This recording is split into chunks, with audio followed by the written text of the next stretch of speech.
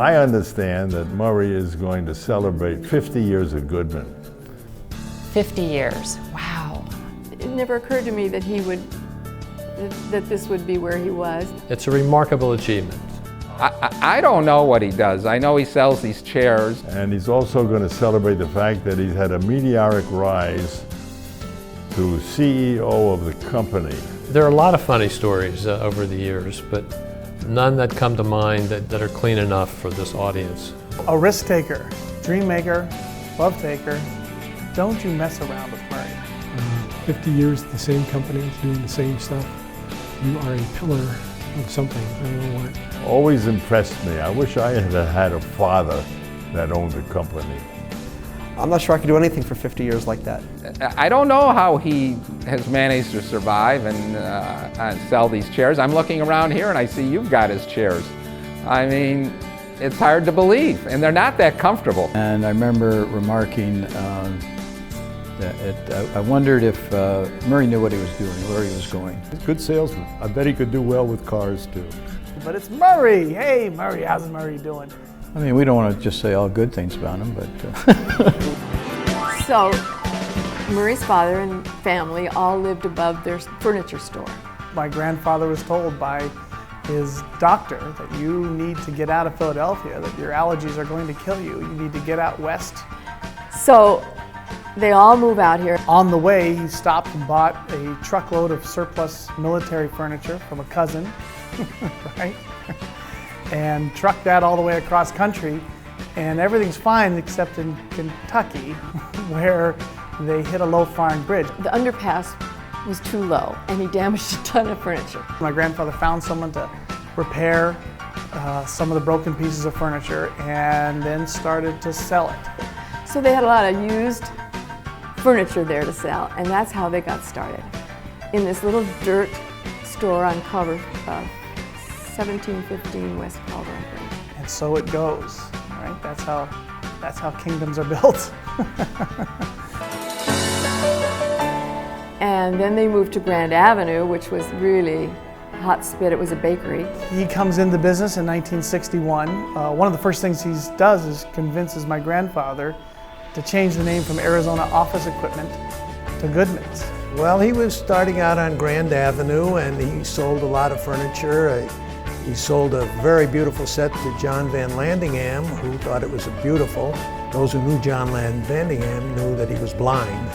He's just a natural, and he makes the chair sound like it's central to your well-being. Murray can talk to anyone, anywhere, at any time, about anything. Murray doesn't just tell you a story, he backgrounds the entire subject to the point that you beg for mercy before he gets to the punchline.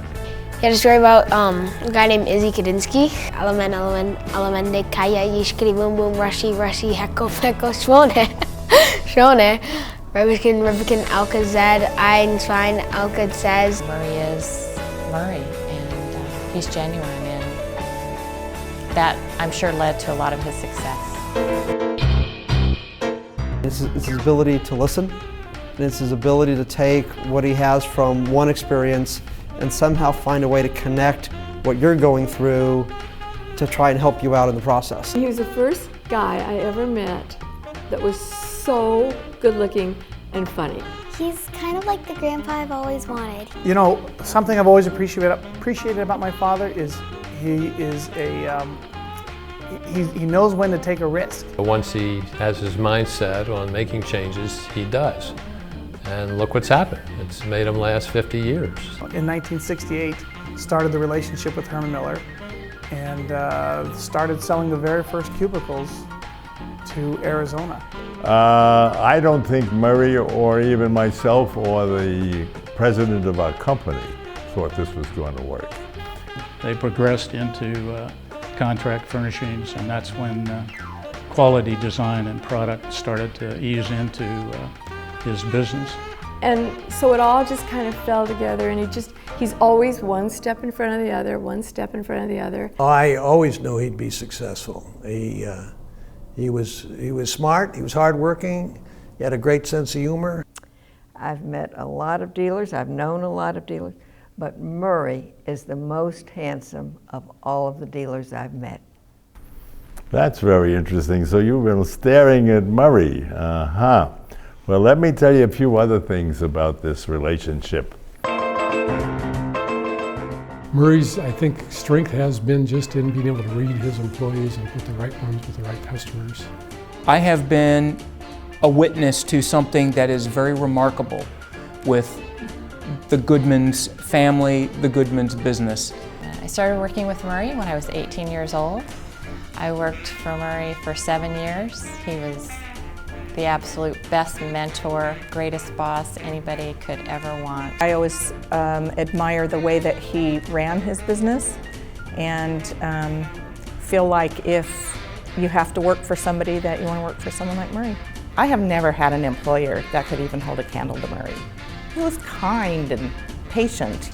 And without you, I really wonder where I would be. Probably selling basketballs in a sporting goods store or something. People who have worked for the company and have left, and then they have their children work for the company, and I think that really says a lot. It's such a family environment, and he cares about his employees like family. You're talking about a business that's labor intensive, capital intensive.